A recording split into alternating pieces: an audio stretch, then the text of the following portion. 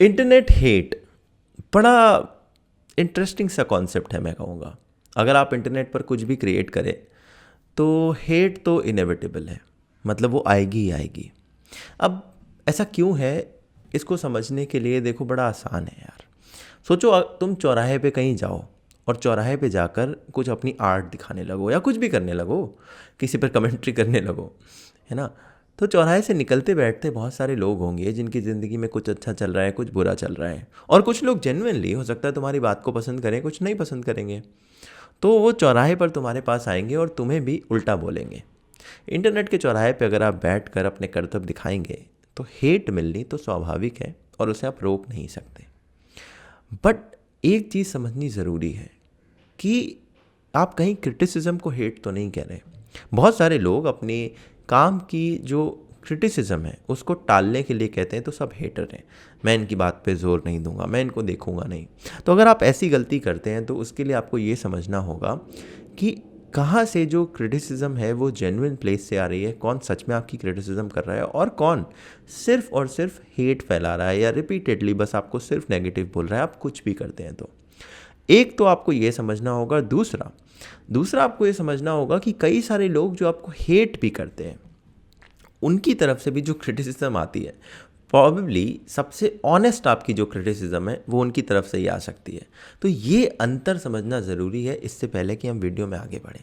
अच्छा, इसके अलावा अब सवाल ये आता है कि चलिए ठीक है, हमने अंतर समझ लिया, बट फिर भी हेट तो बहुत बड़े मामले में है, बहुत बड़ा मसला है हेट का, तो उसको हम सॉल्व कैसे करें। तो अपने आप को बचाने के लिए देखो बड़ा सिंपल सा तरीका है। हेट आती है, बुरा लगता है, सबको लगता है, इंसान है भाई हम, कोई अगर आपको कुछ बुरा बोलेगा आपके मन में वो बात रहती है। बट इसको संभालने का अच्छा तरीका है कि जब कोई अच्छा बोले तब आपको कितना अच्छा लगता है, अगर आप वो कंट्रोल कर लें कि किसी ने अच्छा बोला तो आप पूरे दिन सातवें आसमान पे घूम रहे हैं, तो जब कोई बुरा बोलेगा तो आपको उतना ही बुरा लगेगा। कोई अच्छा बोले तो आप ये सोच लीजिए कि ठीक है, इंटरनेट पर है, किसी को काम पसंद आएगा तो अच्छा ही बोलेगा। तो जब कोई बुरा बोलेगा तो आप ये सोचेंगे ठीक है, इंटरनेट पर है, किसी को बुरा लगा तो उसने बुरा बोल दिया। तो जितना आप अच्छे को लेकर प्रभावित होते हैं उतना ही आप बुरे को लेकर प्रभावित होंगे। और दूसरी बात यह है कि भाई हर इंसान की बात पे क्यों इतना जोर देना है, कि मतलब कुछ लोगों के ओपिनियन मैटर करने चाहिए। मसलन आपके घर वाले, आपके दोस्त, उन्होंने आपसे आके कह दिया कि यार ये वीडियो क्या बना रहे हो, बेकार लग रहा है, और अगर उस इंसान को वीडियो बनाने की समझ है तो आप उससे पूछ सकते हैं हाँ भाई तो फिर कैसे इम्प्रूव करो। और उनके ओपिनियन आप बार बार पूछ भी सकते हैं कि देखो भाई मैंने ये इंप्रूवमेंट करा है, अब अच्छा लग रहा है क्या, क्योंकि वो एक जेन्युइन प्लेस से आपको सजेस्ट करेंगे। हर टॉम डिक हैरी की बात पर इतना गौर करना और उसकी बात से इतना इम्पैक्ट होना, I don't think is worth it.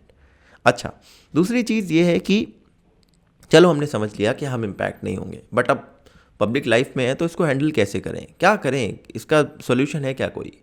और उस सोल्यूशन के लिए कुछ चीज़ें हैं जो मैं पर्सनली भी फॉलो करता हूँ और बड़ी इंटरेस्टिंग लगती है मुझे। वो ये है कि देखो जब हम इंटरनेट पर काम कर रहे हैं ना, तो हमारे जो लाइफ में करेंसी है जिसमें हम आदान प्रदान करते हैं वो है अटेंशन। उस इंसान ने आपके लिए कुछ भी बुरा भला लिखा, उसने आपको अपनी करेंसी दे दी, अटेंशन दे दी, आप उसकी करेंसी अपने पास रखते रहिए, आप वापस मत कीजिए। एक समय आएगा कि उसकी करेंसी खाली हो जाएगी और वो इंसान अपनी लाइफ में मूव ऑन कर जाएगा, कहीं और चला जाएगा। अगर आपने उसको करेंसी वापस कर दी तो आपका ट्रांजैक्शन शुरू हो गया, यानी कि अगर आपने उसमें रिस्पॉन्ड करा तो आपने अपनी अटेंशन उधर देनी शुरू कर दी, तो वो एक ट्रांजैक्शन शुरू हो जाता है। फिर वो प्रोसेस कहाँ तक जाता है और बढ़ता रहता है, उसको भी अच्छा लगता है कि चलो ठीक है, इतनी अटेंशन मैं दे रहा हूँ, थोड़ी मेरे पास भी आ रही है, ट्रांजैक्शन तो चल रहा है, तो हम सस्टेन कर सकते हैं। बट अगर आप सिर्फ उसकी अटेंशन लेते रहें और दे ही ना कुछ वापस, तो वो सस्टेन नहीं कर पाएगा और वो मूव ऑन कर जाएगा। दूसरी चीज़ है कि कुछ टूल होते हैं कि जैसे कि ट्विटर पर म्यूट का बटन है, आप किसी को भी म्यूट कर सकते हैं, उनको भी बुरा नहीं लगेगा, उन्हें पता ही नहीं चलेगा। ब्लॉक कर देंगे तो उन्हें बुरा लग सकता है, पता भी चल सकता है कि अरे मुझे ब्लॉक कर दिया, प्लस फिर वो कमेंट नहीं कर पाएगा, अच्छा नहीं लगता है। अगर कोई इंसान चाहता है कमेंट करना, आप उसे कमेंट करने दें, आपको नहीं अच्छा लगता पढ़ना, आप उसे म्यूट कर दें, आपको वो इंसान दिखेगा नहीं अपनी टाइमलाइन पे, वो इंसान बार बार आपकी पोस्ट देखेगा, आपके कमेंट करेगा, बट आपको पता भी नहीं चलेगा। तो ये बेस्ट टूल है म्यूट का ऑप्शन। इसके अलावा जितने भी ऐप आप यूज़ करते हैं, ट्विटर, इंस्टाग्राम, यूट्यूब, सबकी नोटिफिकेशन बंद कर दें। बेकार का सिरदर्द है नोटिफिकेशन ऑन करके रखना। आपका टाइम भी ज़ाया होता है और फिर बार बार कोई कुछ बोलता है तो आपको मीटर ऑन रहता है, बार बार आप नोटिफिकेशन में देखते हैं। ऑफ़ कर दें और बड़े खुश रहेंगे। अच्छा, इसके अलावा अब मैं बात करना चाहता हूँ थोड़ा उन लोगों से जो ये इस तरह की कमेंट लिखते हैं। आई जस्ट वांट टू से कि जो नए क्रिएटर्स हैं, जो अभी अभी कंटेंट बनाना जिन्होंने शुरू करा है, उनके लिए बड़ा सोल क्रशिंग हो जाता है कई बारी।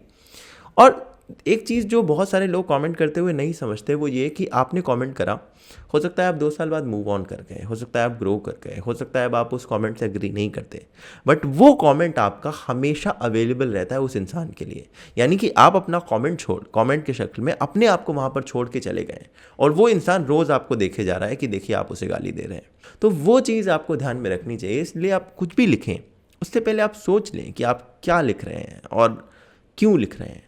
और अगर आपको सच में किसी की क्रिटिसिज्म करनी है, ये चीज़ मैंने भी अपनी लाइफ में बहुत बाद में समझी, बट अगर आपको किसी को क्रिटिक करना है किसी के काम को, तो पहले आप उसे जेन्युइनली एक कॉम्प्लीमेंट दें। ऐसा तो हो नहीं सकता इंसान में कोई अच्छी बात नहीं है, तो एक कॉम्प्लीमेंट दें जो उसने अच्छा किया हो, उसके बाद अपना क्रिटिसिज्म लें। तो फिर वो इंसान आपको ध्यान से सुनेगा भी क्योंकि आपने उसे कॉम्प्लीमेंट करा है। और अगर आपने उसके बाद अपनी क्रिटिसिज्म दी तो वो इंसान हो सकता है आपकी क्रिटिसिज्म को एक्सेप्ट करके उसे अपनी लाइफ में अप्लाई भी करे।